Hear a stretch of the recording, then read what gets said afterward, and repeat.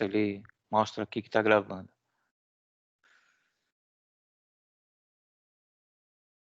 Beleza, ele está gravando. Já ativando a gravação e falando do objetivo desta nossa apresentação, até escrevi ali em letrinhas pequenas, o objetivo é divulgação da numismática. Eu gosto muito desse tema. Como eu comentei agora há pouco, eu participo do Clube Filatélico Numismático de Santos, que é um clube que foi fundado em 1939, tem mais de 50 anos, o Olavo conheceu a turma lá. A gente tem altos e baixos. Eu conheci o clube e participei da reabertura dele em 1986. Ele tinha ficado parado uns anos, a gente começou a se reunir lá no Teatro Municipal em Santos. Tinha época, gente, que tinha mais de 50 pessoas nas reuniões. Newton, bem-vindo, nós começamos aqui, tá? Estamos pedindo para que a turma deixe o microfone no mudo, tá bom? Estamos começando agorinha mesmo. Mas, Ok, obrigado. beleza, como eu estava falando, lá no clube, a gente tinha às vezes 50 pessoas nas reuniões, todos os sábados à tarde. E o muito legal, eu era garoto, tinha uns 20 anos, garoto, um jovem. E a gente aprendeu junto. A gente vinha muitas jovens, crianças mesmo, que chegavam.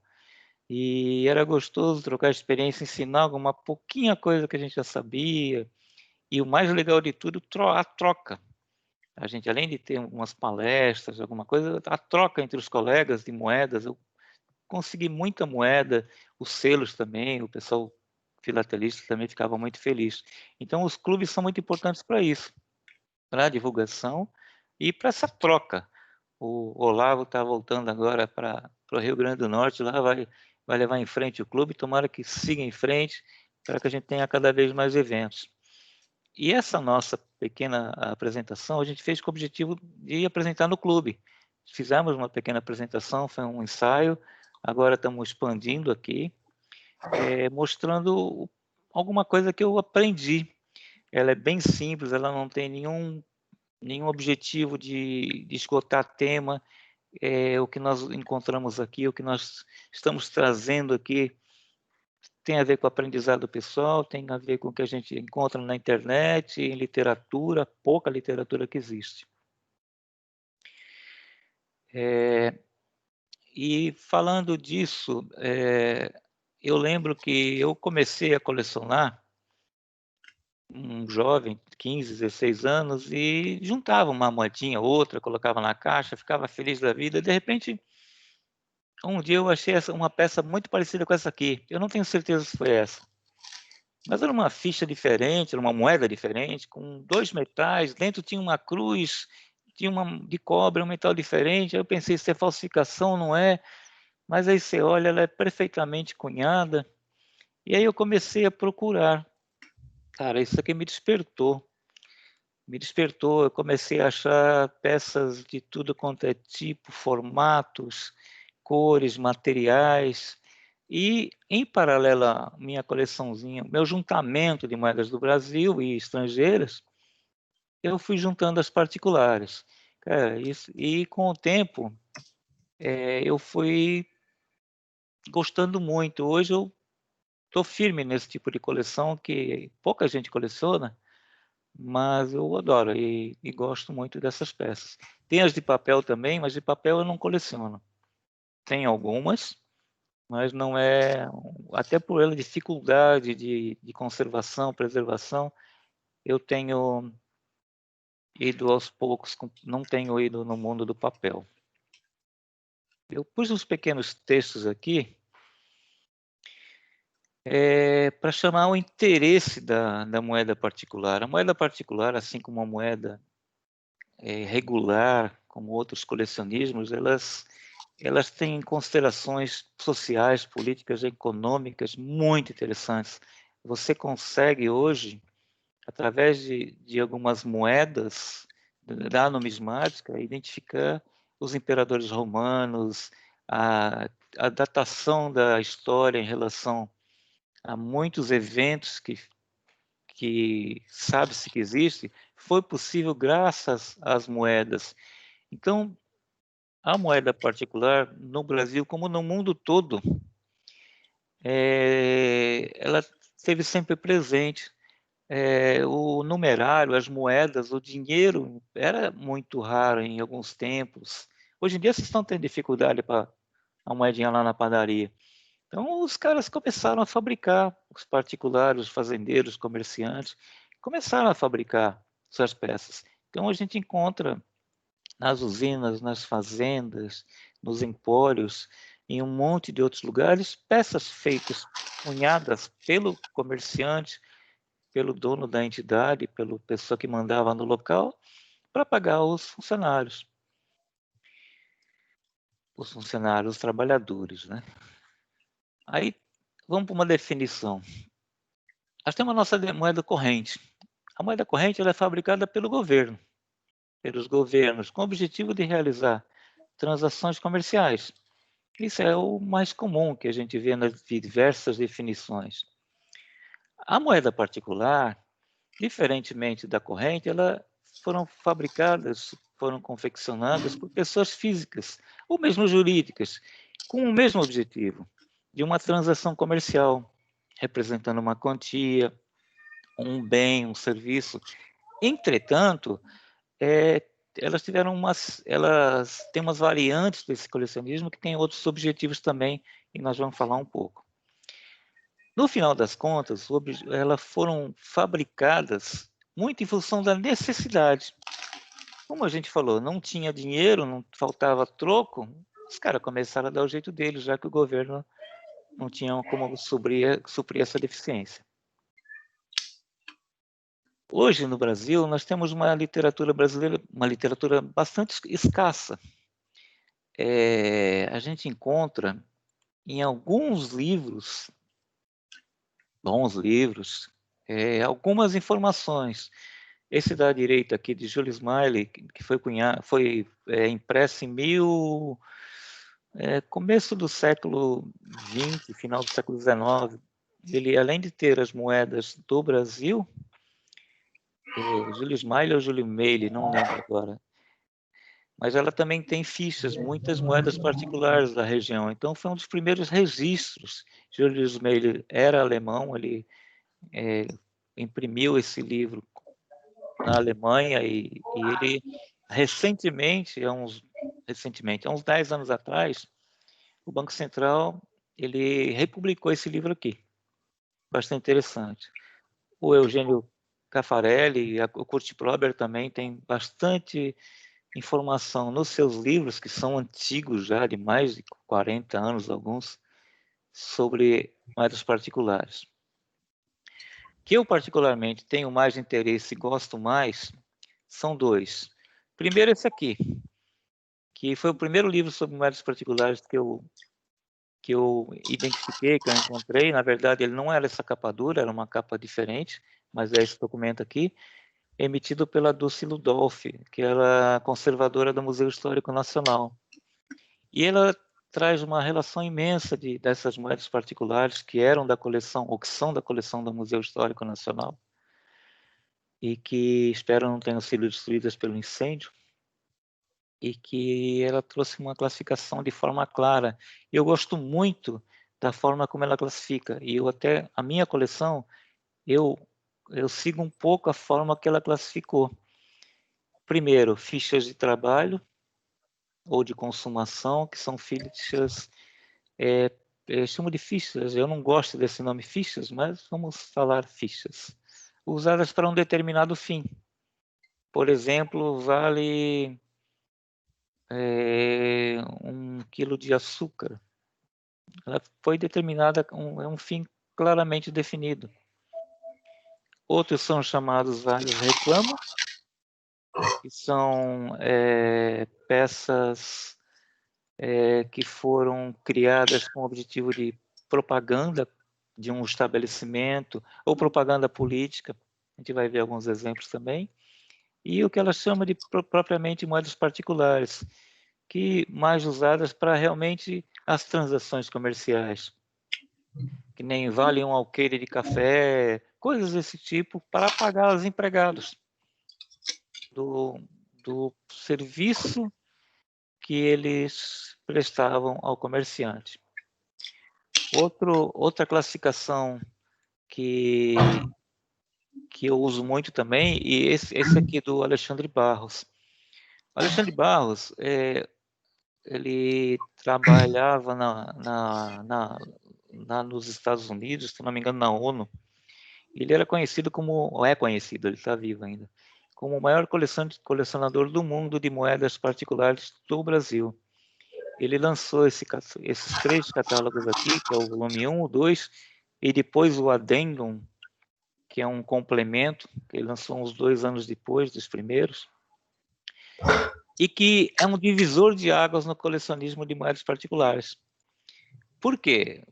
Todo mundo sabia que esse catálogo ia sair, mas ninguém esperou que impactasse tanto. Ele é muito interessante, tem muitas peças, mas ele colocou valores nele, e valores em dólar. Depois que esse catálogo foi publicado e apareceu no mercado, as peças dobraram, triplicaram de preço, muitas sumiram. Isso é bom por um lado e ruim por outro, né? Os colecionadores, as coisas ficaram um pouco mais difíceis. Mas a gente teve uma estruturação melhor, peças que a gente não conhecia. Ele lançou primeiro o volume 1 e 2, e como eu comentei com vocês, uns 2 ou 3 anos depois veio esse complemento. E eu tenho orgulho, quando ele lançou esses primeiros, eu descobri que tinha algumas peças que não existiam no catálogo, e eu mandei para ele fotos. Ele acrescentou aqui, entre outros. Então ele colocou meu nome lá, eu estou muito feliz por isso, eu contribuí com essa história toda aí. Eu falei para vocês que eu uso aqueles 2 métodos da Dulce e do Alexandre para classificar minhas moedas. E eu criei uma metodologia minha própria. Por quê? As moedas regulares, que nem as que a maior parte de vocês e nós colecionam, as moedas do Brasil, por exemplo, regulares, existem catálogos bem definidos, a gente sabe quantidade, a gente sabe um monte de coisa. Essas aqui não. Todo dia aparece peça que ninguém nunca viu, às vezes. Então, eu criei uma metodologia minha, que eu chamo, tenho 2 nomes aqui. Um são as peças que eu chamo de numismáticas, peças que têm uma característica mais associada ao colecionismo mesmo. A numismática, por exemplo, peças de minas de ouro, estabelecimentos comerciais, industriais, entre outros. E as peças que eu chamo não numismáticas, que são fichas de cassino, presença, caça-níqueis, Coca-Cola, ficha telefônica, essas peças que a gente vê também que muitas também têm uma característica comercial, mas do meu ponto de vista, para a minha coleção, eu classifico de uma forma diferente. É o meu jeito. E eu vou falar um pouquinho delas agora na sequência. O primeiro exemplo que eu dei aqui são as chamadas peças numismáticas, que são de comércios, entidades comerciais, feitas com o objetivo de realizar uma transação comercial. O primeiro que eu vou mostrar para vocês aqui são peças cunhadas para minas. Por exemplo, essas aqui são das minas de Ouro Velho, aliás, Morro Velho, em Minas Gerais, em Sabará. Essa mina aqui, ela começou em 1840, alguma coisa assim, a exploração. Deixa eu pular um slide aqui, só para relembrar. 1835, essas minas começaram a produção de ouro e estão funcionando até hoje. Lá é extraído não só ouro, mas prata e outros minerais. Eu vou voltar aqui agora. E naquela época, como nós falamos, como não tinha dinheiro suficiente, eles cunharam as próprias peças e pagavam os funcionários com essas peças. Aqui tem algumas dessas peças, e no final aqui é uma medalha comemorativa dos 150 anos da mina. que é uma curiosidade. Eu não tenho essa peça, mas eu coloquei aqui por curiosidade. Então, nós encontramos peças cunhadas em zinco, que vão desde 40, 80, 160, 320, 500 réis. Uma das séries, que é essa série aqui em cima, e uma segunda série, que é essa aqui embaixo, que tem valores em frações, 1/4, meia, 3/4, 1 até 1 3/4. São peças relativamente raras. Por ser de zinco, o estado de conservação é complicado, então a gente tem que tomar muito cuidado. Aparecem muitas peças feias, deixa eu ver aqui, e em péssimo estado de conservação. As boas, o valor é melhor. Eu não vou falar aqui em valor de moedas, tá? Em preço, nada, até porque eu acho que não cabe. Essa outra aqui de Minas. Tá vendo essa primeira peça aqui da mina Nor del Rey, em Mariana? Eu lembro que eu tinha uns 20 e poucos anos, lá na Praça da República, em São Paulo, uma pessoa me ofereceu o jogo todo, 5 peças. Essas 5 peças aqui. Era uma pecinha feia, de cobre, bem esquisita, mas barato. Era uma coisa assim, tipo uns 50 reais hoje. E eu não quis. Eu tinha dinheiro, eu já colecionava naquela época, eu não quis porque eu achei muito esquisita. Essas peças hoje, elas têm valores muito altos. Você não consegue encontrar uma série dessa aqui por valores normais. Elas são peças de valores bastante elevados. Outra aqui embaixo, da Mina Pari Mine, de Sabará também, em zinco. Também são peças muito interessantes, bonitas e raras também. Fazendas. Fazendas, sítios, é muito rico o horizonte de peças desse tipo. Tem um exemplo aqui, é uma das maiores peças que eu conheço. Eu tenho essa peça, tem 50 milímetros de diâmetro, é de alumínio, é aqui de São Paulo, umas fazendas Levi. Essa peça é bastante bonita, e eu acho, e muito, muito fácil de encontrar. E o valor nominal dela vale um alqueire de café limpo. A pessoa que trabalhava lá, ela entrava no... Perdão. Ela entrava no... Ela era paga... Eu distraí agora. Ela era paga com peças desse tipo. Aí ela ia lá, trocava por dinheiro, ou comprava no armazém do fazendeiro. Ah, beleza.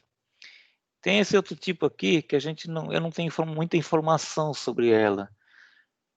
Aqui é frente, é anverso e reverso. Fazenda da Fortaleza, Barão de Macabu. Essa aqui é em bronze.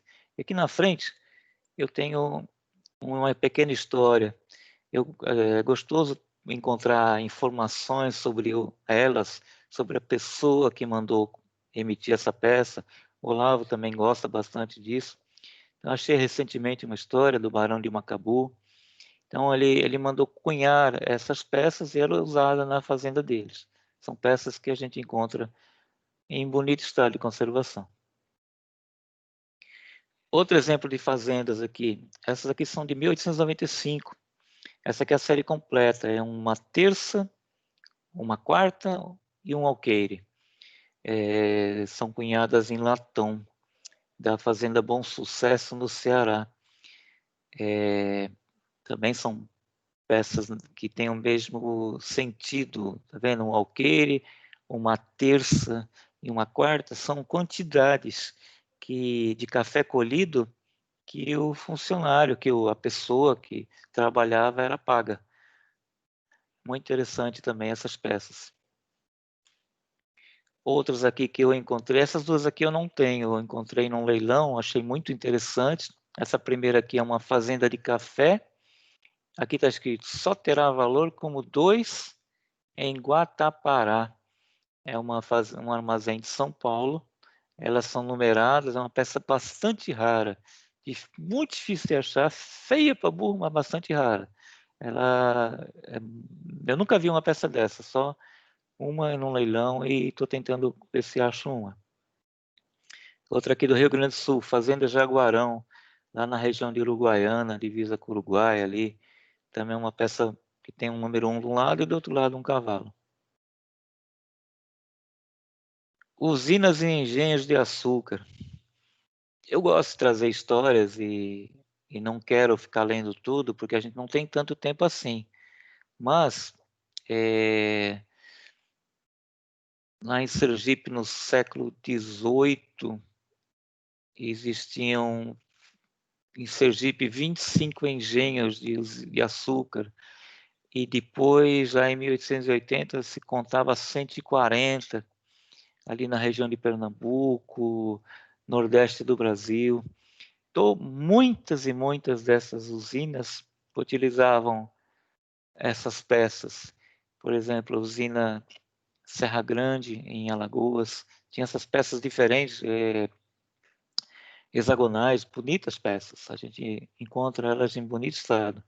Tinha em 4 valores, hoje são 4 valores conhecidos. Eu falo que são conhecidos porque volta e meia aparece uma que você nunca viu na vida. Engenho Central Riachuelo, perdão, esse aqui esse aqui é o Engenho Central Riachuelo, em Sergipe. Também são conhecidas 5 peças muito bonitas. Essa aqui é aquela que eu falei no começo lá, que tem essa cruz aqui em Cusa de cobre. Elas eram fabricadas assim, é uma série muito bonita. E existem outras de usinas, usina Sinimbu, usina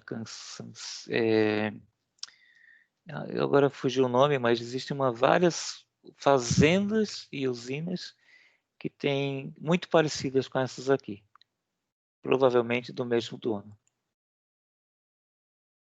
Outros engenhos aqui, usina Brasileiro, outra moeda hexagonal, usina Ribeirão, essa aqui tá vendo? Aqui em Cusa, também era que ela tá escura devido à oxidação, mas é uma peça muito bonita também, também na mesma linha daquela outra lá. Estabelecimentos industriais. Também coloquei uma nota aqui sobre uma peça que está na sequência, uma madeireira, J. Esguário e Companhia. Eu vou mostrar a peça. Tínhamos peça desse tipo aqui, que está aqui em cima, de horas de serviço. 2 horas de serviço, 10 horas de serviço, 20, 50, 100 e 200. São peças muito bonitas, diferentes, de uma indústria madeireira aqui de São Paulo, ali na região de Eldorado. Peças muito bonitas. Eu tenho 4 delas, atrás das que faltam. Essa aqui embaixo, Companhia União Mercantil, uma fábrica de tecidos. São peças difíceis. Essa aqui de 5 dias de serviço, ela está feia, porque são de alumínio, peças que circularam em antigas, meados do século passado, então não são fáceis de achar, é muito difícil achar peças em bonito estado e alcançam um valor interessante. Valores de meio dia de serviço, 1 dia, 2 e 5 dias de serviço que a gente conhece. Outros estabelecimentos industriais, essa aqui também é da região, do ramo de madeira, no Paraná, Campo do Tenente, João Bétega, tem também vários valores, de 100 até 10 mil.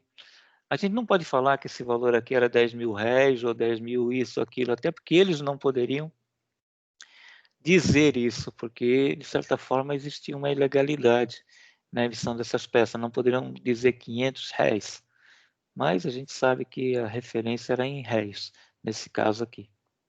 Outra madeireira aqui, Castro, existem 7 ou 8 valores, tem de 100 até 20 mil em valores. Aqui também é outra madeireira ali do Paraná. Mais um estabelecimento industrial, Nicolau Carneiro. O valor o valor nominal que ela tem são em carretos, 5 carretos, aqui do Ceará. Provavelmente também usina de açúcar. Essa aqui eu não tenho informação sobre a história dela. Tem uma data aqui, 1893, que deve ter sido a data em que ela circulava lá na região. Essa outra aqui de uma fábrica de cigarros aqui embaixo, em alumínio também, em Pernambuco, 80 destas valem 500 cigarros. Olha que curioso, a ficha com o valor que ela tinha. Então, essa fábrica Lafayette, eu pesquisei, ela existiu mesmo naquela região, começo do século passado. É uma peça bastante rara, difícil de arrumar.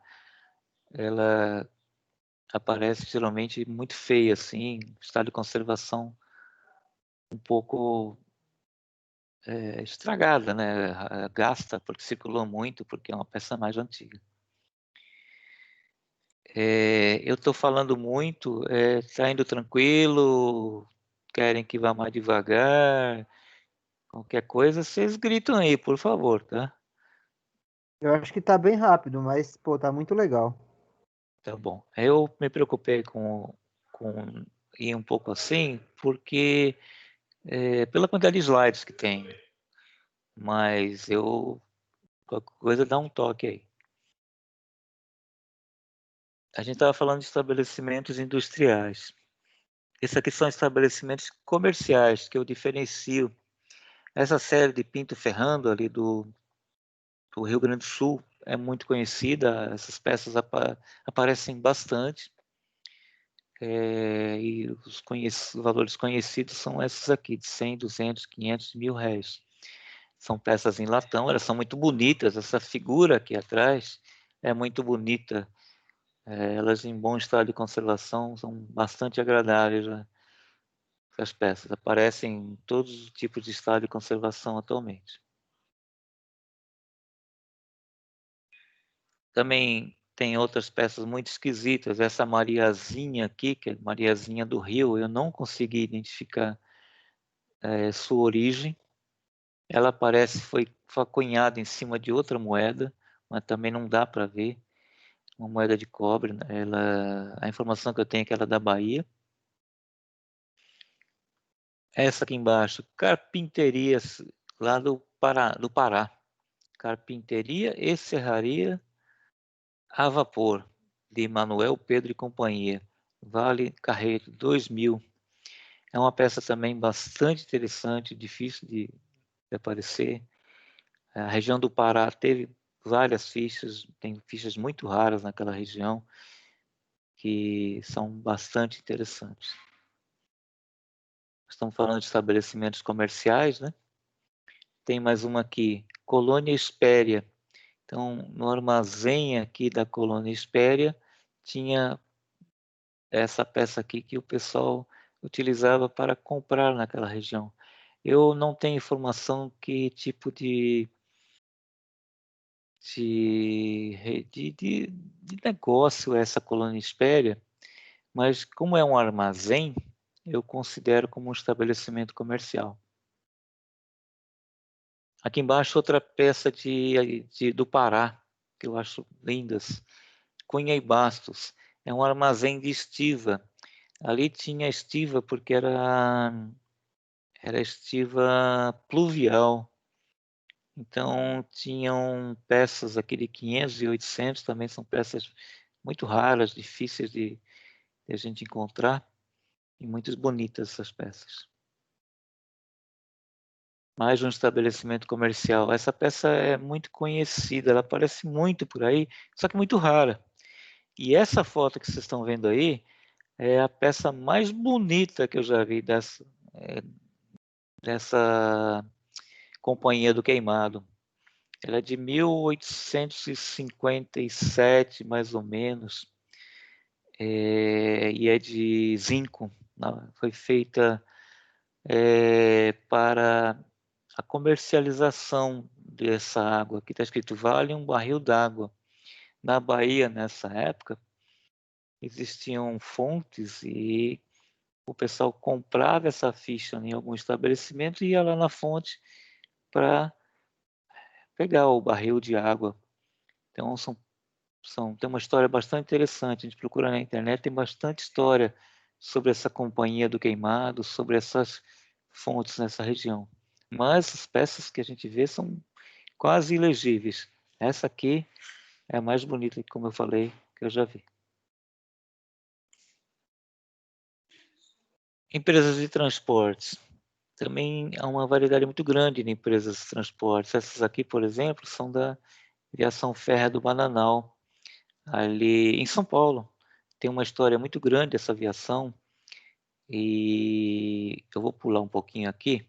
Ela foi construída, iniciou em 1882 e é de Barra Mansa até, até Rialto, que era no Rio de Janeiro. E essa ferrovia, ela passou por muitos donos, ela foi vendida e por volta de 1964 ela foi desativada. Hoje é possível encontrar aqui no município de Bananal essa estação, que ela é patrimônio histórico, ela é muito linda, o pessoal diz que quem vai lá, é que ela é muito linda, ela parece que tem dentro um pequeno comércio de curiosidades, de artesanato, e é o que sobrou dessa aviação férrea. Hoje a gente encontra essas 3 peças, elas não têm valor escrito nela, mas a gente sabe que era usada para as passagens diferentes lá que tinha naquela ferrovia. Isso aqui é um postal da Estrada de Ferro do Paraná, que eu coloquei aqui só para os filatelistas ficarem babando aí, que é uma peça também difícil de encontrar. Que é essa estrada de ferro aqui. A Estrada de Ferro do Paraná, ela também é do século XX. A gente encontra peças nesses valores aqui, talvez vocês já tenham visto, 5 valores conhecidos, em formatos diferentes, são peças muito bonitas. E a gente encontra 2 tipos. Com esse carimbo aqui, EPF, que eu acredito que quer dizer Estrada de Ferro do Paraná, e sem carimbo. Uma delas aqui, se eu não me engano, sem carimbo, é bastante difícil de achar. Mas a gente encontra estados muito bonitos, são peças que a gente encontra facilmente. Outra de transporte, a companhia Niterói Inhomerim, no Rio, ela foi criada para explorar o transporte marítimo ali na região no Rio de Janeiro. As barcas, antes do começo eram barcas a vapor, que ligavam o Largo do Passo até a Praia do Botafogo, que eles dizem ali. Hoje, quem conhece o Rio tem umas barcas ali, era aquele caminho que eles faziam, entre outros. E, na época, 1852 em diante. E tem peças muito interessantes. Eu vou para frente aqui. As primeiras eram nesse formato aqui, eram em zinco, e tinham 4 valores conhecidos. É um formato octogonal. Hoje a gente encontra essas peças muito difícil de encontrar, são peças muito raras e feias elas aparecem. Essa aqui é a primeira série delas e tem uma segunda série que é essa aqui, que tem valores desde 40 até R$1.000. São 10 valores distintos. São peças muito bonitas. O anverso delas é esse aqui e o reverso é essa barca, que são todas iguais. Peças em bronze muito lindas, valores consideráveis, mas infelizmente existe muita falsificação. E nós temos que tomar cuidado. Qual o problema? Foram cunhadas na China uns sets inteiros dessas peças, só que ninguém se preocupou em colocar nelas a marca de cópia, de réplica. Tem comerciantes vendendo, dizendo que é réplica, mas não está escrito aqui. Para mim, isso não é legal. Eu acho que deveriam não fazer isso. A peça ser uma réplica, ela devia estar escrita aqui para ninguém ser enganado. Porque aí você encontra em algumas páginas peças em réplicas, peças falsas, sendo vendidas como se fossem originais e querendo enganar pessoas. Isso não é legal. Nós estávamos falando de transporte, mas não tem só fichas antigas. Muitos de nós já vimos fichas desse tipo recentemente. Essa aqui do Rio de Janeiro era em zinco. Essa aqui é muito curiosa, triangular, é muito difícil essa peça aqui. Apesar de ser uma peça aparentemente fácil, é muito raro as fichas triangulares de plástico. Essa aqui é do Rio de Janeiro. Essa aqui embaixo também do Rio de Janeiro.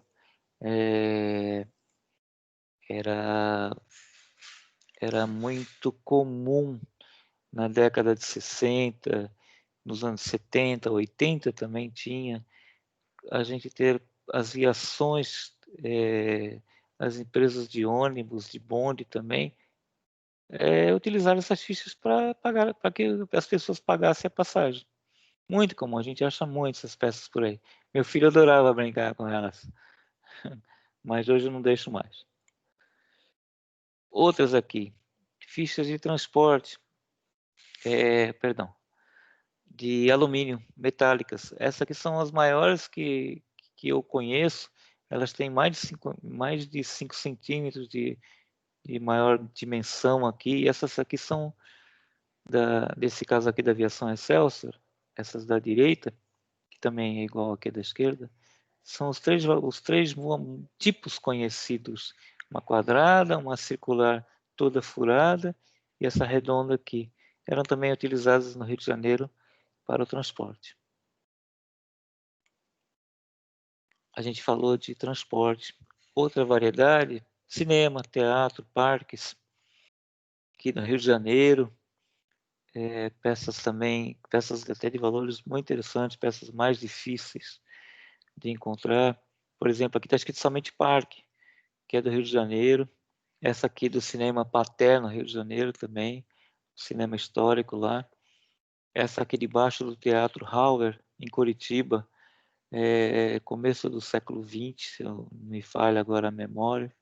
Também são peças bonitas e de uma modalidade diferente.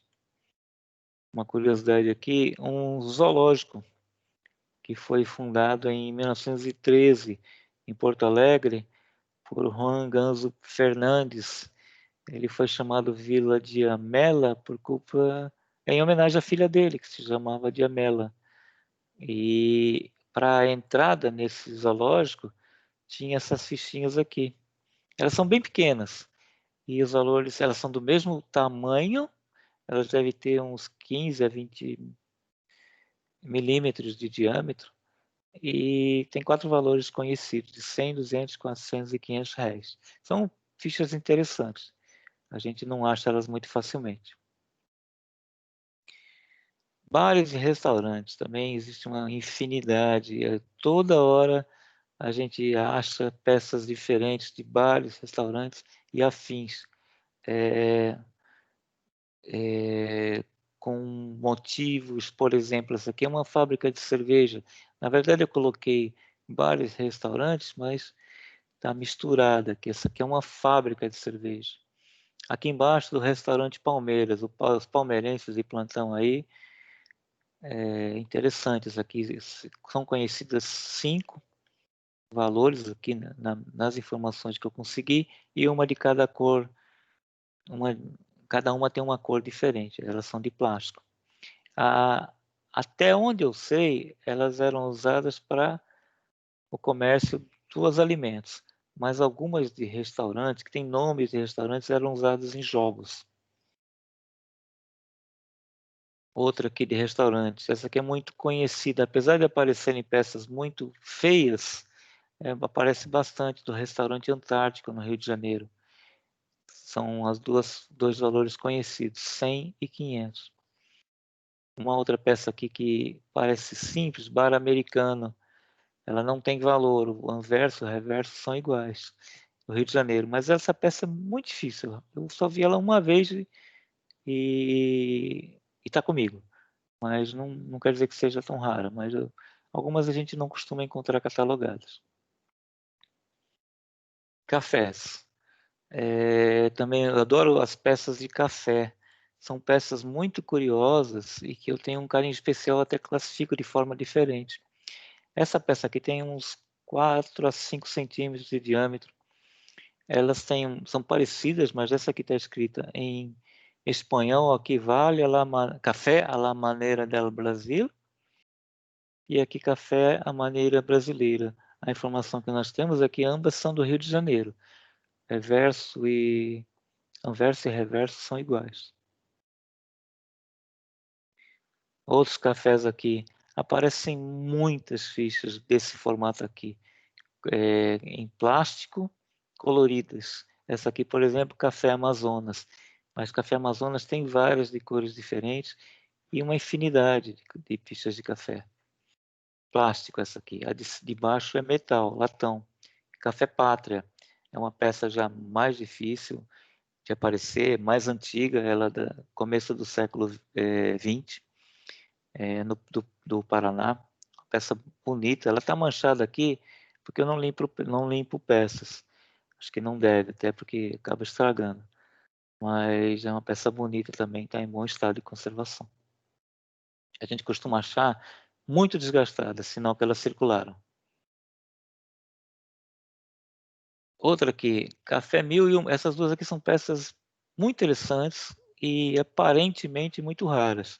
Essa aqui de cima, Café Mil e Uma Noites, em alumínio. Eu não tenho essa peça, eu vi num leilão e ela alcançou um preço alto em alumínio, muito difícil. Não tem catálogo nenhum, eu só vi nesse leilão. E essa aqui de baixo é de plástico, ela parece muito simples, é do Rio de Janeiro. A anverso e reverso são iguais. Mas tem um catálogo aqui, que é um catálogo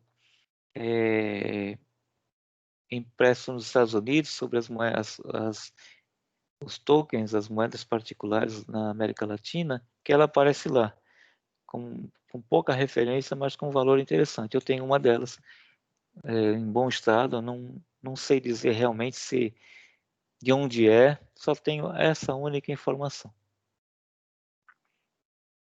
Confeitarias. Também existe uma infinidade de peças de confeitaria. Infinidade não, mas tem muitas peças de confeitarias. Confeitaria Colombo, no Rio de Janeiro,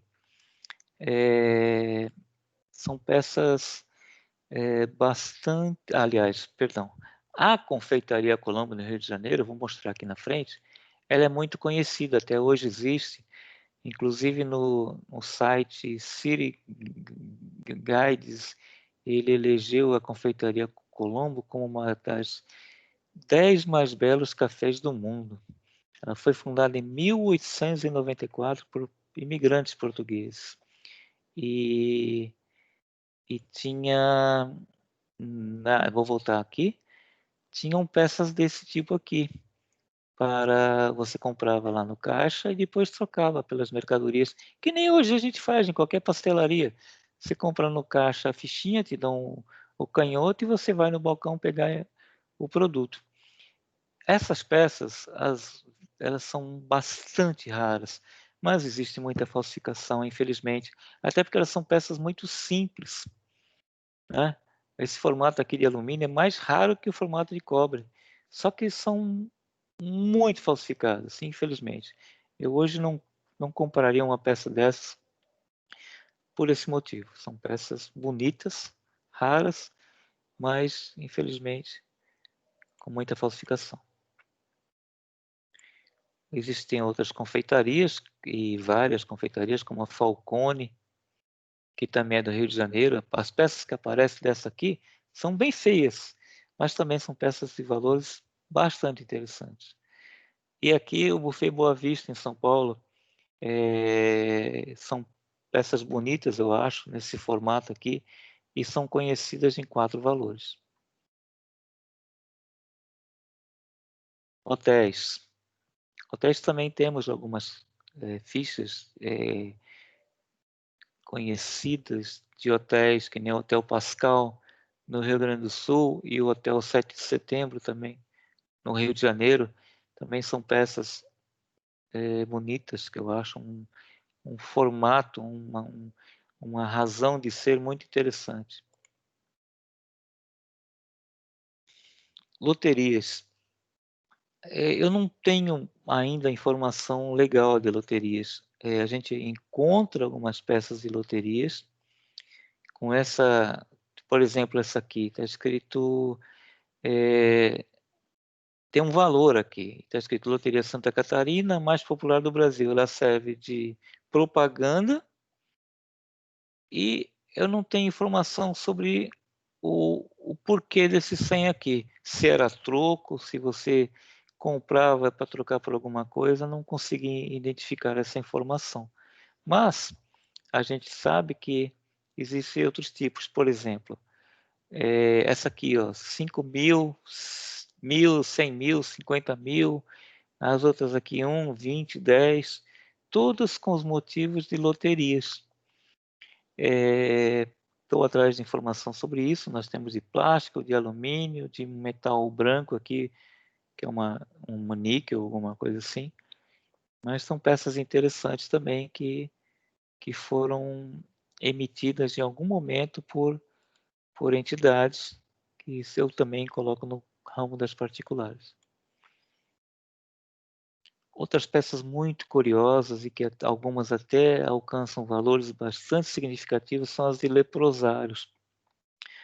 Não sei se vocês conhecem a história, mas a lepra, que é a hanseníase, ela é um mal que afeta a humanidade há muito tempo. No tempo de Jesus, a gente ouvia falar que ele curava os leprosos. E no mundo todo, no Brasil também, não é diferente, era comum isolar as pessoas em pequenas cidades satélites, chegavam a virar satélites de tantas pessoas que tinham lá dentro, com um restaurante, com escolas, igrejas, até rádio e delegacia.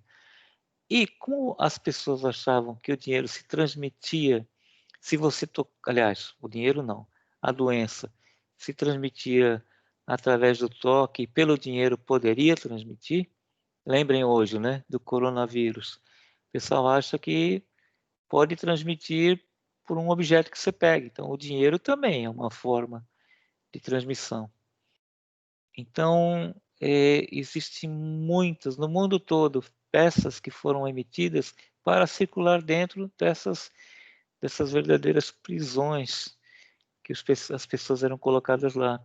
Muitos de vocês já devem ter visto essas peças da colônia Santa Teresa em catálogos de numismática. Elas são as mais conhecidas, essa série. E as séries verdadeiras já aparecem com valores bastante significativos. Existe bastante falsificação delas, tem que tomar cuidado. Existem também muitas peças parecidas com elas, que foram feitas para outras colônias e algumas para jogos. Que nem essa aqui também, a série dessa aqui, que é do Hospício dos Lázaros no Pará, são 5 peças, ela alcança valores muito bons em leilões que têm aparecido. Não é difícil de encontrar, a gente encontra por aí, mas com valores elevados. Por quê? Porque apareceram nos catálogos, são das primeiras peças que têm sido registradas nos catálogos de moedas e bonitas, muito bonitas também. Outras peças de leprosários um pouco mais escassas, mais difíceis de aparecer, como exemplo, no Rio Grande do Sul, a colônia Itapuã, as duas são aqui da colônia Itapuã, no Rio Grande do Sul, são peças diferentes, eu não tenho essas peças, mas aparecem em catálogos. Fichas de 100 réis. Como eu falei para vocês que eu gosto de fichas de café, eu também gosto das fichas de 100 réis. Eu tenho umas 200 aqui diferentes. Acho muito interessante. Tem fichas de 100 réis, vale 100 réis, com aqui anverso e reverso. Outras, o anverso e o reverso igual. Outras têm um número que eu não faço ideia do porquê, ainda não consegui descobrir. Essa aqui, por exemplo, 7640, e a gente acha muitos números diferentes em fichas. E eu tenho uma pastinha para essas peças aqui que eu acho muito interessante. Claro que existem uma série de outros valores, 200, 500 e assim por diante. Aí entra naquelas peças não numismáticas ou outras. Por exemplo, a ficha do McDonald's. Vocês devem ter visto, acho que num dos leilões aí do Laviano teve uma dessas, não tenho certeza agora. Eu só tenho uma, mas são Te- 5. Oi, perdão. Diga lá. Teve, teve só, teve só uma foto, se eu não me engano, dessa de 50 aí. O cara queria 7 mil reais, mas foi só uma foto que eu questionei, mas não passou por nós ainda não. Seria legal. Fica tranquilo que ela não vale tudo isso, não. Vocês acham nos leilões? Posso intervir, professor? Claro, Cleverson. Essa daí é só o outro lado. Cada uma vale um Big Mac. Sim, sim, correto. Elas são iguais de um lado e do outro lado elas são diferentes. A diferença está nessas datas aqui, que são as datas que homenageiam as décadas aqui que eles falam, 68, 78, 78, 98 e assim por diante. Vocês vão ver que aqui embaixo, nessa região que a gente chama de exergo, nós temos essas datas, é a diferença delas. E vale um Big Mac. Aqui na minha cidade, São Vicente, ano passado, acho, teve, no Brasil teve isso aqui, mas eu fui lá tentar, já tinha sumido. Então, muito rápido. Você comprava a peça e trocava no balcão por um Big Mac. Foram feitas em homenagem, em comemoração a esse evento do Big Mac, peças interessantes. Eu gosto desse tipo de peça, por quê? Porque ela tem um objetivo comercial, ela tem um valor claramente definido e são metálicas. Acho lindas. Eu tenho uma, não sei, eu acho que 7 mil reais esquece. 7 mil reais dá para comprar um monte, não vale isso não. Você encontra muitas no, nos mercados livres aí por aí adiante. Outras peças interessantes que, como eu comentei no início, é muito difícil classificar. A gente acha peças assim, escrito reforma R$ 200. Nunca vou achar quem fez essa peça. Vai ficar naquele limbo, naquela pasta lá das desconhecidas. Esse vale mercadoria de R$ 500 aqui embaixo, eu tenho uns 10 tipos diferentes, muito parecidos, com furo, sem furo, com anverso sem nada, com anverso e reverso igual, muitas delas. Formatos diferentes e informações diferentes. Essa aqui embaixo, essa SM10 aqui, eu estou desconfiado que possa ser uma senha de presença, que nem a gente tem hoje nos estabelecimentos. Você vai lá, você pega uma senha para entrar, só que hoje é papel. Aqui mais à frente eu vou falar um pouco delas. Nós estamos quase acabando, tá, gente? Eu vou terminar para a gente pegar o gancho aqui. Cassinos também. Existe uma infinidade de peças de cassinos. Essa aqui é uma série aqui do Cassino Parque Balneário, em Santos. São peças muito bonitas que eram usadas nos jogos. E essas aqui alcançam, a série completa alcança um valor bastante interessante. Essas aqui são do Jockey Club do Rio de Janeiro, são feitas em madrepérola, e com o objetivo também de ser utilizada nos jogos, quando o cassino era liberado ainda no Brasil. Fichas de presença. Eu falei daquela fichinha retangular lá embaixo, lá na frente, mas existe uma infinidade, é uma coleção muito bonita. Tem peças mais bonitas tem peças tão bonitas quanto medalhas, como fichas de presença. As de bancos são muito comuns. Banco Francês de Curitiba, Marília, Tesouraria, essa aqui é da Prefeitura Municipal. E elas têm numerações. O objetivo era a pessoa chegava, pegava a ficha e esperava a sua vez ser chamado. É essa a ideia. Tem muitas dessas peças. Os bancos cunharam peças fantásticas. Banco do Brasil, Banco Francês, muito lindas. Eu tinha algumas, eu troquei por algumas outras peças porque eu tive que escolher. Então, vamos seguir uma linha de raciocínio. Mas tem peças muito bonitas. Fichas de caça-níquel também, vocês já viram. Isso aqui existe muito. Hoje em dia ainda existe. As mais variadas, que você compra e coloca na máquina em troca de alguma coisa. Autômatos, vitrolas e outras máquinas, essas jukebox, né? Por exemplo, toca-discos, também existem muitas peças desse tipo. Aqui é anverso e reverso delas. Fichas de bebidas diversas, vocês vão ver por aí. Cervejas Brahma, Vale Refrigerante Antártica. Tem peças de plástico. Essa do meio aqui eu consegui ela recentemente. Muito bonita, nunca tinha visto em catálogo e é de metal. Vale um licor piracicabano. Achei muito interessante essa aqui. É uma peça que eu estou atrás da história dela. Eu sei que o licor piracicabano existiu em São Paulo, até onde eu sei. Fichas de Coca-Cola, vocês também têm visto por aí. De vez em quando aparecem nos leilões. Eu comecei a encontrar essas peças, eu vou pular a página aqui. E comecei a descobrir, isso aqui foi numa página da internet, agora eu não lembro onde. A gente começou a identificar uma variedade muito grande, eu estou atrás delas. Vou querer montar a coleção toda aqui. E são cidades, Aracaju, Araçatuba, Bauru, Juiz de Fora, Blumenau, Santos, Vitória, Feira de Santana. Além disso, Uruguai, existem em outros lugares do mundo fichas de máquinas. Você comprava a ficha, ia na máquina e pegava o refrigerante. São fichas interessantes. Eu quero ver se eu completo a ficha. Eu gosto muito a série. Eu gosto muito de séries. Não gosto só de ficar com um tipo de carta. Tento sempre colecionar a série conhecida. Então, eu estou atrás delas. São fichas interessantes. Outro dia, vocês devem ter visto uma palestra do senhor Tenor. Ele falou de guaiacas. Guaiacas era uma espécie de uma medalhinha usada pelos gaúchos para enfeitar uns cintos que eles usavam para esse cinto que era chamado guaiaca, né?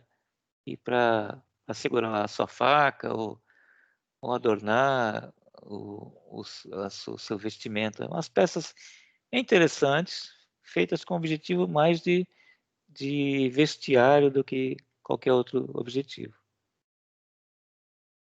Propaganda também, propaganda é muito comum. Rio de Janeiro tem várias peças delas de estabelecimentos comerciais.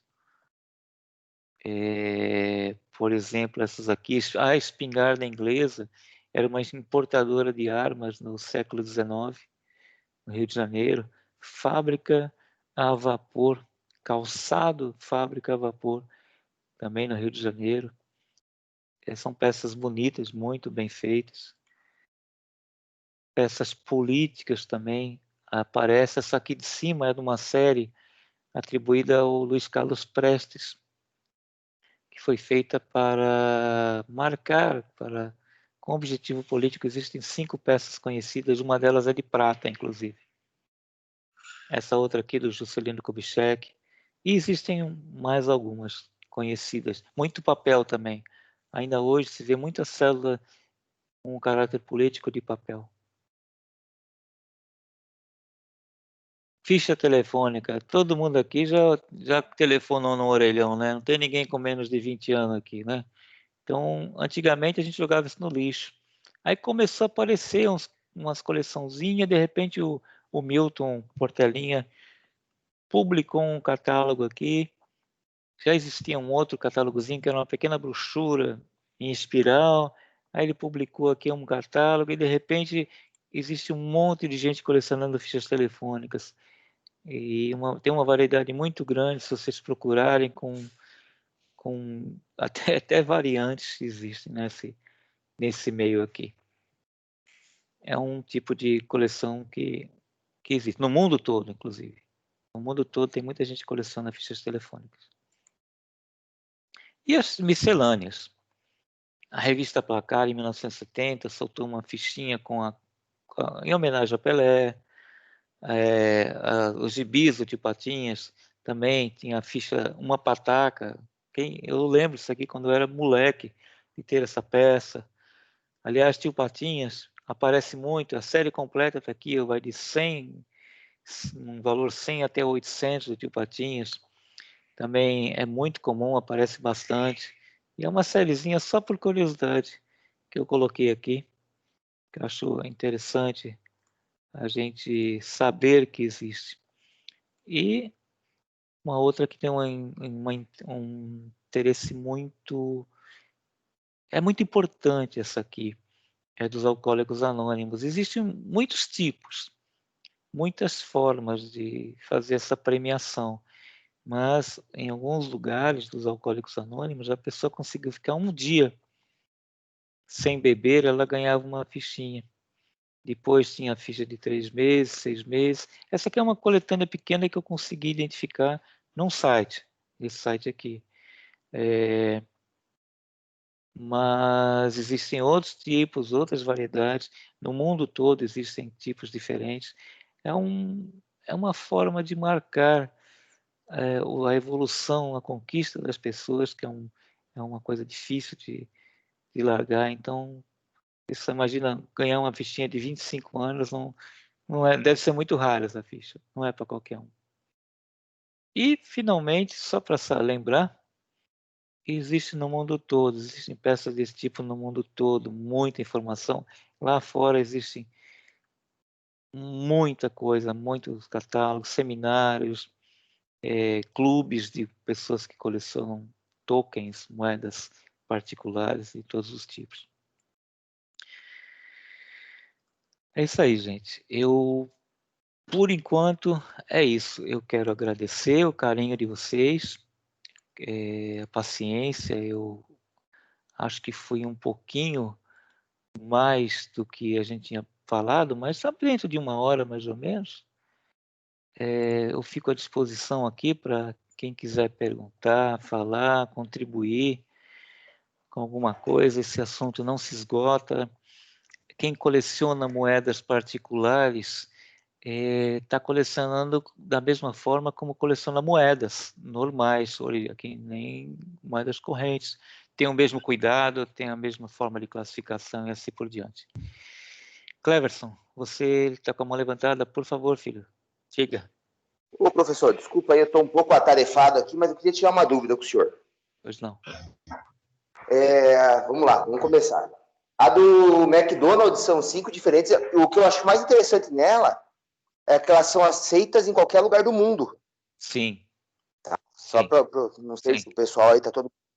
Ela é aceita em qualquer lugar do mundo. Se você pegar ela aqui no Brasil e chegar lá na Índia hoje, você pega um Bitcoin. É quase que isso. Ela não foi cunhada para o Brasil, ela foi cunhada para o mundo. Você vai ver que não tem a MacCoin, né? É a MacCoin. É o MacCoin, exatamente. Isso é curiosidade, bem visto, bem lembrado. Bastante interessante isso. Só de raiva eu tenho vou uma sequência aqui. Oi? Pode falar, Cleverson, pode falar. Eu tenho uma sequência de umas fichas aqui que eu não consegui achar nunca nada sobre elas. Quer dizer, nunca não, achei pouca coisa. São os óleo Letícia. Óleo Letícia. Sim, em alumínio, né? Isso. Eu tenho já as 5 denominações aqui. Tem 5 diferentes? 5 diferentes. Cara, puxa, é muito interessante. Se você não quiser ficar com elas, eu estou na fila, tá? Não, eu já as adquiri por não ter, inclusive, nos 3 catálogos do Alexandre Barros. Eu nem sabia que existiam 5. Eu lembro de 1 ou 2, mas eu não sabia que existiam 5. Tenho 5 denominações delas aqui em casa. Se você Até puder depois mandar uma foto, eu gostaria. Eu ia pedir para o professor o seu contato para eu conversar com o senhor sobre elas, porque eu nunca vi ninguém ter elas. Legal. Parabéns. Passa o contato de vocês aí. Eu apresento vocês. Eu mando o contato de um Eu estou pro no outro aí, grupo tá bom? lá também, tá? Fica à vontade. Mas pode passar o contato, sim. E eu não sei, eu queria saber do mestre aí. Eu gosto muito até conversei com o Laviano, falei, Laviano, meu Deus do céu, é uma coisa que me interessa muito é as fichas particulares, porque eu acho uma coisa impressionante, porque era vamos dizer assim, o dono lá da fazenda, que de certa forma, se você parar para pensar, dependendo do lapso temporal ali, ele explorava a mão de obra e ao mesmo tempo ele cobrava para fornecer o básico ali para a pessoa ter a sobrevivência. Exatamente. Ele É, cunhava o dinheiro ele dele, pagava o cara. Sim, e já cobrava o que o cara consumiu. sim. Era quase que um regime de escravidão, porque só tinha Isso, o empório dele lá naquela região. O cara era obrigado a comprar lá, porque não tinha outro lugar. E acabava deixando o dinheiro lá. Para o fazendeiro era uma mina de ouro isso. ao mesmo tempo que ele, vamos dizer assim, ele batia e assoprava, né? E coitado do cara que entrava nessa, porque não ficava endividado E na nunca ia embora. fazenda e Ele não quer nunca ir saía. embora. É, exatamente. Então, tranquilo. Eu tô aqui um pouco atarefado, mas como eu falei, eu tô super prestando atenção aqui, que é uma coisa que me impressiona, são essa parte histórica ali né, da pessoa emitir e ao mesmo tempo cobrar, né? É. E se depois o professor puder me passar o contato ali, o Olaviano, para eu mandar essas fichas que eu tenho do Óleos Letícia ali, eu ficaria muito agradecido. Legal, agradeço. Eu vou passar sim, fica em paz, vou passar tranquilo. Ô, Farinhas, eu queria fazer uma pergunta. Diga. Na sua busca aí, você encontrou alguma história relacionada do governo combatendo esses fazendeiros, no sentido de proibir essas emissões? Existe sim.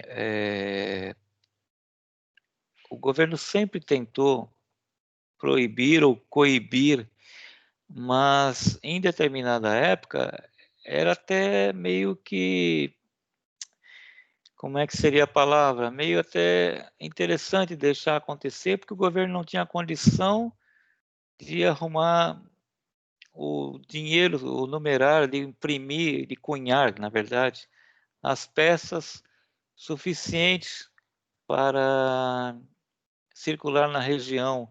Mas ao longo da história, quando começa a se aprofundar, você vê que é proibido, era punido com as penas da lei lá, de acordo com a legislação da época. Hoje em dia, você não pode, é muito mais rigoroso porque é muito mais fácil identificar e tem muito dinheiro circulando. Mas imagina em 1850 e pouco, no interior lá do país, não tinha, só tinha como ter dinheiro metálico ou aquelas cédulas de valores maiores. Muito difícil fazer circular, muito difícil emitir e fazer circular pelo país. Então, não tinha jeito, era cômodo para o governo deixar que isso acontecesse, porque no final das contas eles acabavam pagando o imposto para o governo, né? Sobre uma parte daquele lucro e ficava todo mundo feliz. Mas existe sim. Se procurar, a gente acha alguma literatura, informações sobre isso, sobre proibição Muito. desse tipo de. Posso fazer Inclusive um comentário carimbos. sobre isso? Sim, claro, claro.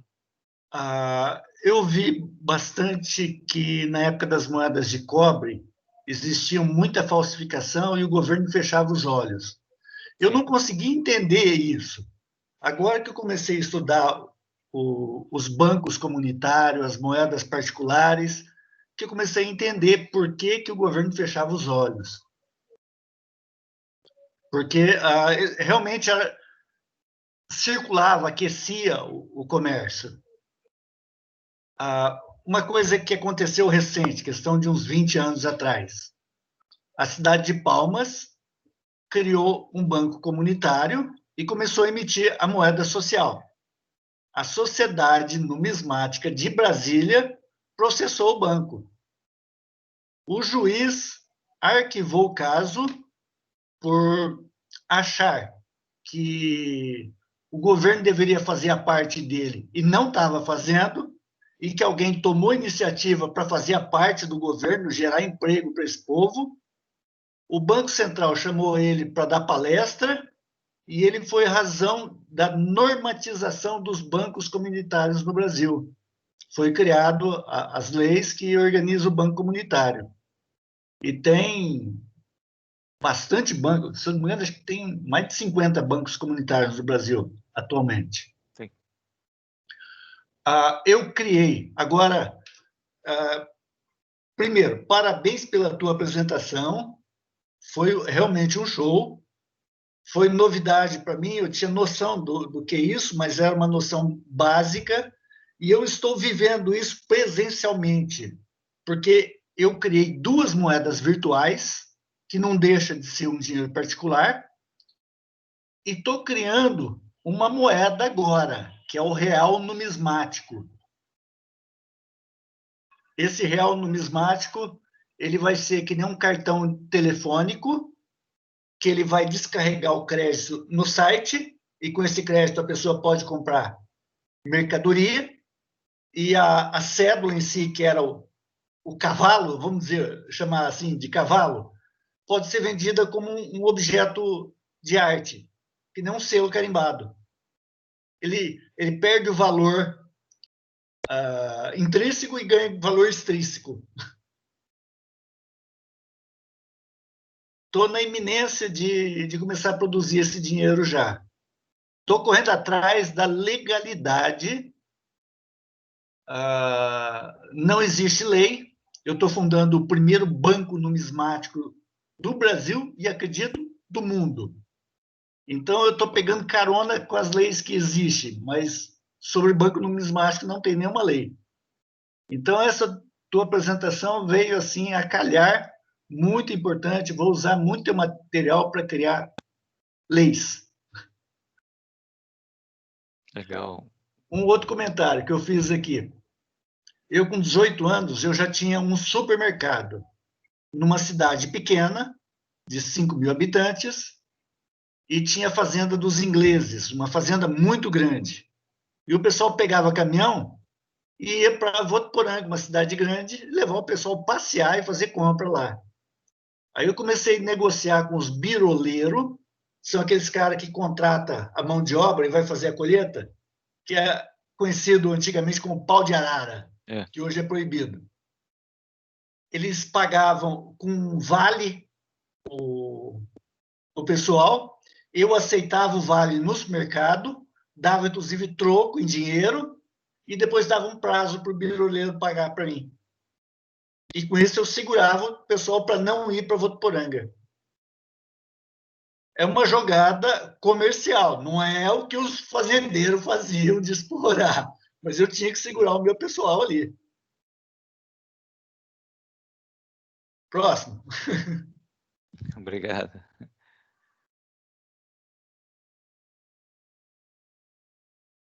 Mais alguém quer perguntar? Farinha, eu gostaria de... Pode falar. Pode ir, Everton. Boa noite a todos aí. Primeiro, agradecer o Olaviano e o Manuel aí por fazer essa apresentação aí. Eu não entendo muito, mas o tema é interessante, tá? Na questão lá da parte que você falou das fichas de cassino, me veio à mente a moeda da 25 centavos nula, que é um mito aí pra gente, né? O pessoal novato aí. Eu queria que você falasse um pouquinho dela, se ela é considerada uma moeda que foi anulada mesmo, e por qual motivo que ela foi anulada, e se essa anulação ela foi feita pela Casa da Moeda mesmo, ou se ela foi anulada por cassinos para a utilização delas dentro dos próprios cassinos, como fichas de jogos ou moedas para caça-níqueis. Infelizmente eu não tenho conhecimento. Eu tenho conhecimento sobre isso. Então compartilha com a gente. Eu assisti uma palestra do pessoal da Casa da Moeda com o Pachaus, agora, recente. E eles montaram um cunho para descaracterizar alguma moeda com algum defeito. Aquilo é uma simples descaracterização. E poucas moedas foram descaracterizadas. Ele não soube explicar por que não fizeram mais isso com as moedas. Eu lembro dessa história, mas é curioso porque ela deveria ser descaracterizada e destruída, não aparecer, né? em circulação ou coisa assim, né? Eu acho que por isso que não deram sequência. Mas Eu desculpe, vi ela senhores. sendo negociada no. Eu vi rapidão, eu vi ela sendo negociada no Facebook, o cara é conhecido, e eu não vou. Acho que não é legal falar o nome dele. Eu vi ela sendo negociada a R$ 800 e o pessoal fazendo fila para comprar. Curioso isso, né? Existe um senhor no Rio Grande do Sul, se eu não me engano, tá? Que ele diz que ela é usada em caça-níqueis lá. Ele colocou isso no perfil dele lá e tá deixando bem claro. Ele tem mais de 400. Não, pode ser usada. Ele conseguiu como sucata e ele usa. Se você pegar a moeda de 25, ela vai passar no caça-níquel.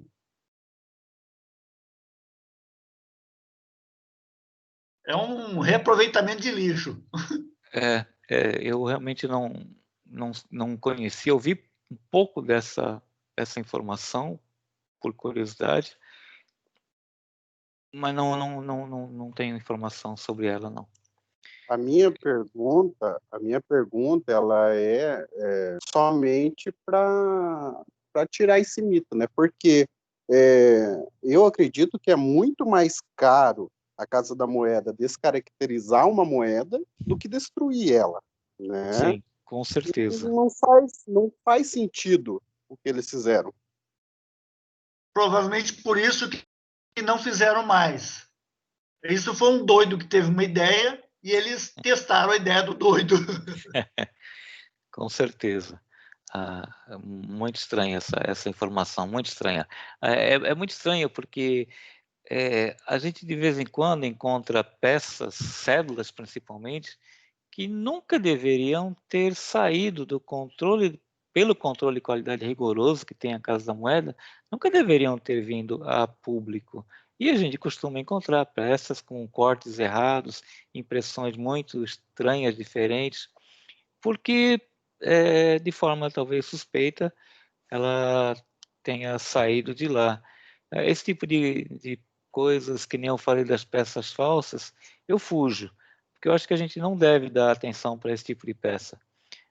Até porque a gente talvez a gente estaria evitando alguma atividade que pode não ser tão lícita, ou algum problema a mais aí para nós. Muito bem colocado, porque ele deixou bem claro que eles têm um controle de produção muito rígido. Sim. Então, teoricamente, essas moedas estão saindo contrabando ali de dentro.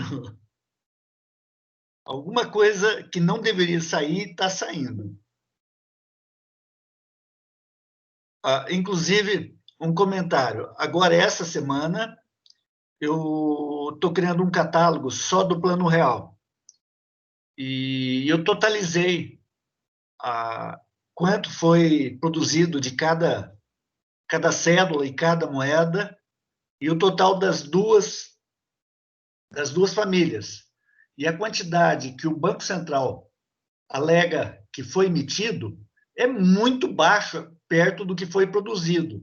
Eu falei, será que eu errei? Aí eu questionei o banco e o Banco Central me devolveu que eles mantêm alguma coisa sempre em estoque. Só que o estoque dele estava 4 vezes maior do que o que deveria circular. Aí eu discuti num grupo de autores que eu participo e cheguei à conclusão seguinte: 400 vezes a mais, 400% a mais, parece muita coisa, mas faz 25 anos que saiu o Plano Real. Dividido isso por mês, dá 16% ao ano. Foi a reposição. E mais o estoque que eles devem ter. Então, está dentro da lógica. É que os números são muito grandes e a gente assusta quando a gente vê os números. É muito zero, é muita coisa. É gigantesco os números. Mas levei um belo do susto.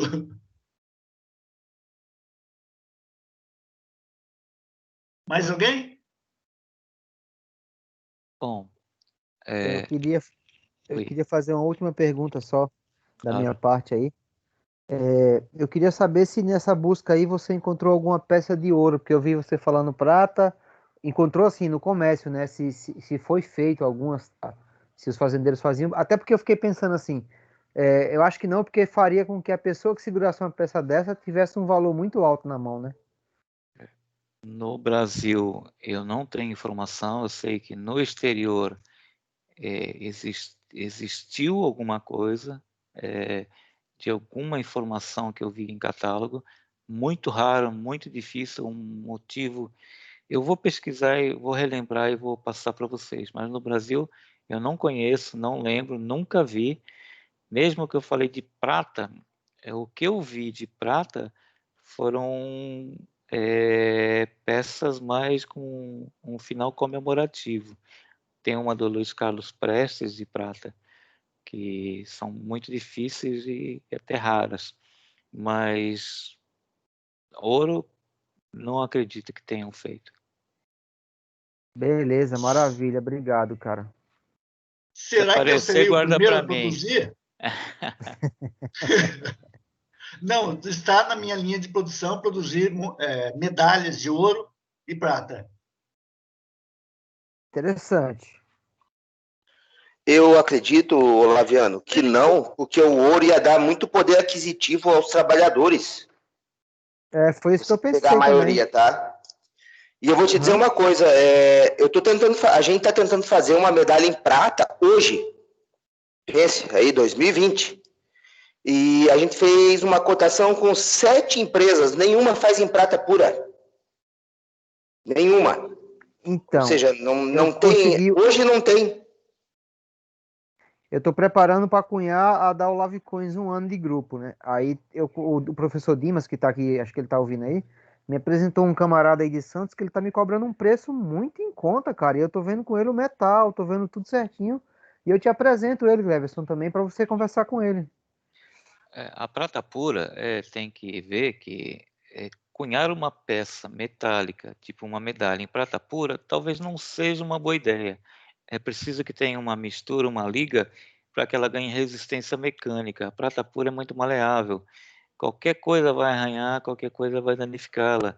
As nossas moedas de prata, uma grande parte delas, o título, se não me engano, é 750, quer dizer, 3/4 de prata e mais o resto de cobre ou algum outro material para dar resistência mecânica nela. Existe Verdade mesmo.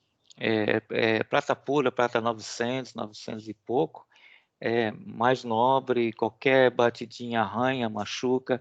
Então pense sobre isso, talvez baixar o título dela, a quantidade de prata misturando com outro metal, até dá um colorido diferente, é interessante, e de repente você tem uma peça mais interessante, que preserve por mais tempo.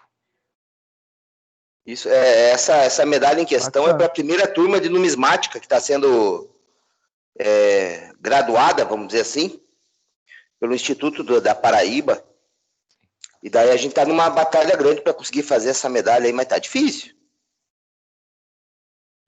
O Cleverson, depois eu te passo no privado aí, tá o número do cara para você contar com ele, que eu achei muito em conta o preço dele. Fico agradecido, meu querido. Achei muito em conta. Dorival, está com a mão levantada? Sim, sim.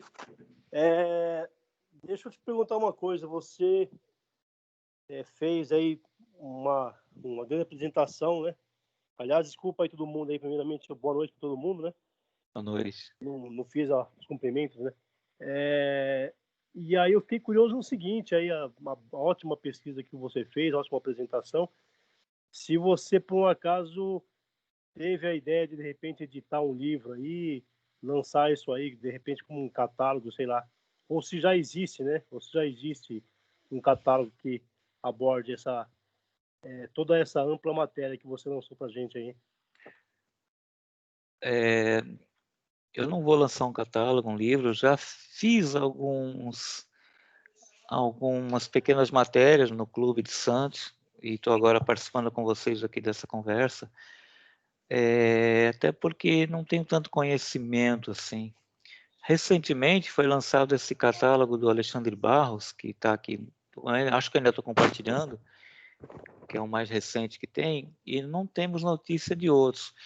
Eu tinha informação que o senhor Alexandre Barros iria lançar um complemento que seria um livro mesmo contando as histórias, não como um catálogo que tem alguma listagem e valores de referência, mas contando um pouco mais sobre elas, que eu sinto falta.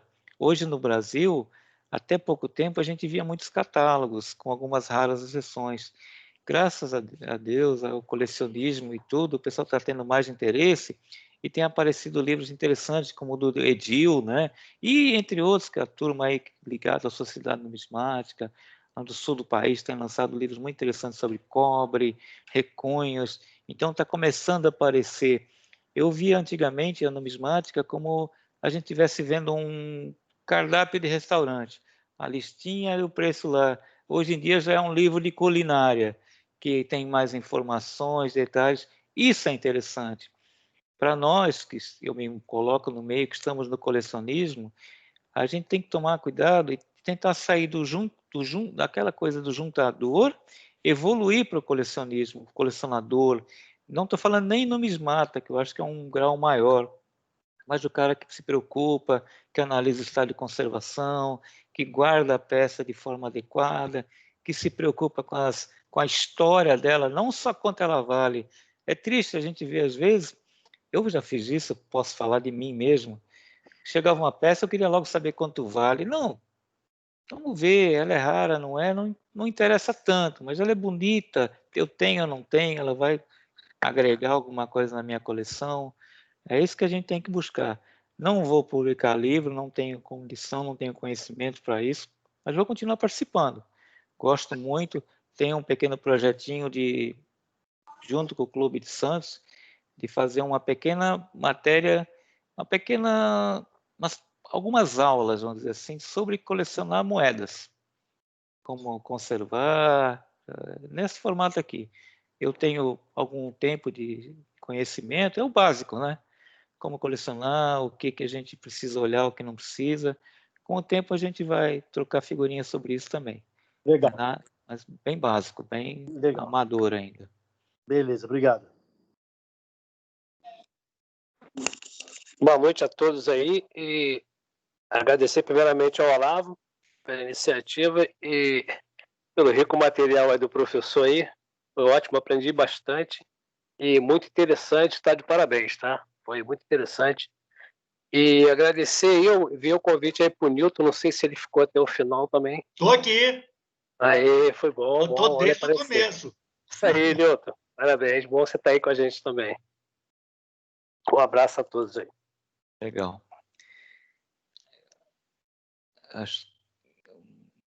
Tem duas mãos levantadas aí. Clever são duas vezes. Quer fazer pergunta ou Ou esqueceu de baixar? às vezes esquece de baixar, ela fica levantada? O Cleverson está aparecendo duas vezes aqui, curioso. Não, A gente perdão, tá aprendendo. professor, esqueci Fica a tranquilo, levantada, tem que conversar sobre o assunto que já foi debatido.